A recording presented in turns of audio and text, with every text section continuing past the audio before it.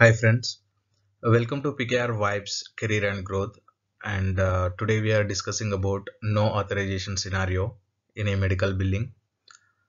In a denial management.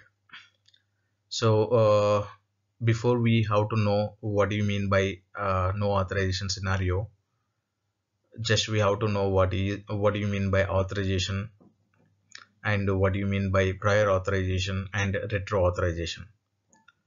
So your authorization means it's an approval obtained by a doctor from the payer is known as a authorization. So it is just an approval to give the treatment to the patient. So for kind of services, he required that approval from the insurance. It is known as a authorization. And second one, we have to discuss about prior authorization. Prior means it is a before, or otherwise it is called as a pre-authorization. So here the pre-authorization means the auth obtained from the insurance before the treatment, that is called as a pre-auth. So there is a doctor, before he given services to the patient, he should have to obtain the authorization number from the insurance, then it will be called as a prior authorization. Then coming to the retro, this is the same thing, but he should have to take the authorization from the insurance after the treatment given to the patient.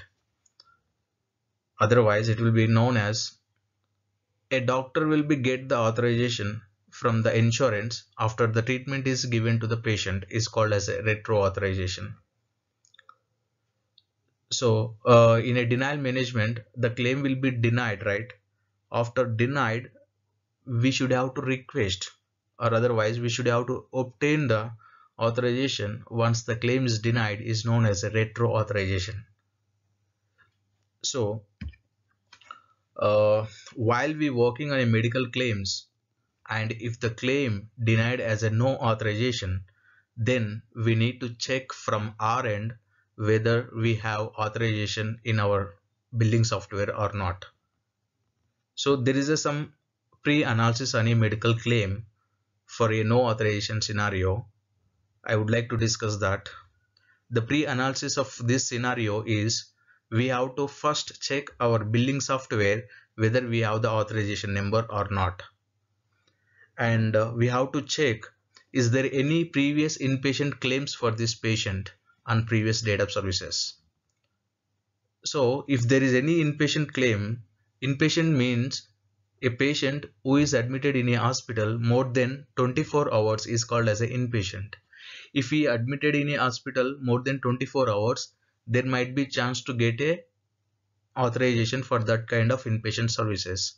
So there is a chance to get a authorization number for that previous inpatient claims. So we have to check whether that previous authorization is valid for that inpatient claim or not.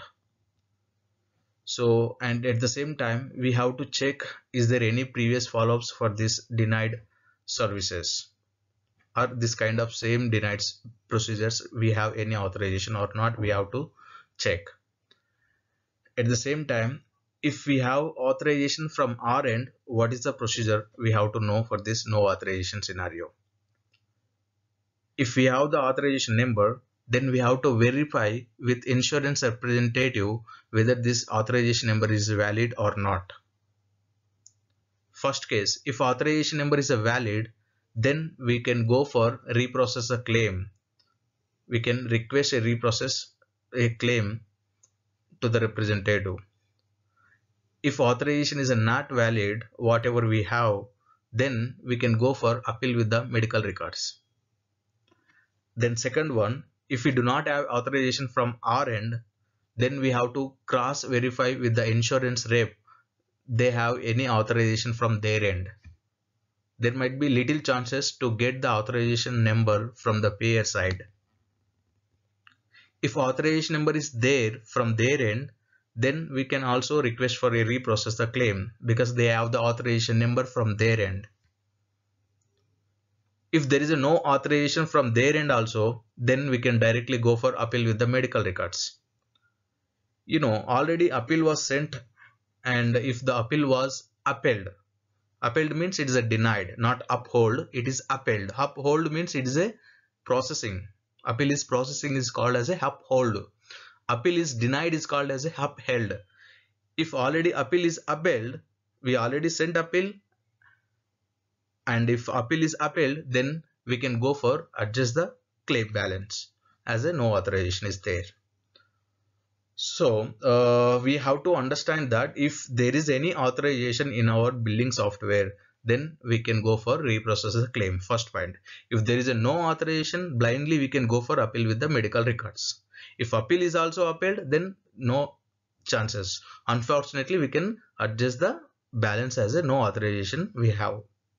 So that is our doctoral mistake, that we are not getting authorization, but the services really require the authorization, but we don't have any authorization. There are no other chances. There is no inpatient claims.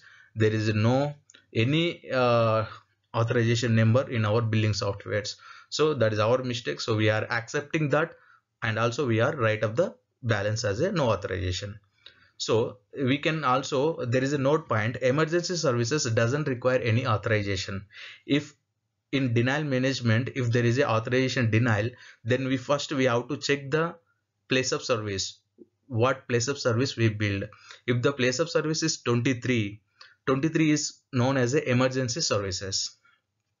If the service is done at emergency services, emergency room, then we doesn't require any authorization, because emergency means it is a critical condition. For emergencies there is a no time, so we should not request any authorization for the emergency services. If the claim is denied emergency services, if the claim is denied authorization at the place of service 23, then we can also send claim back for reprocess. And also we can probe with the rep that okay, we build this claim as a at place of service 23, so the claim is denied incorrectly, stating no authorization, otherwise authorization is required, so we want this claim as a reprocess, because emergency services doesn't require any authorization. So this is the authorization scenario. Thank you so much for watching this, and have a good health, friends. Thank you. Bye.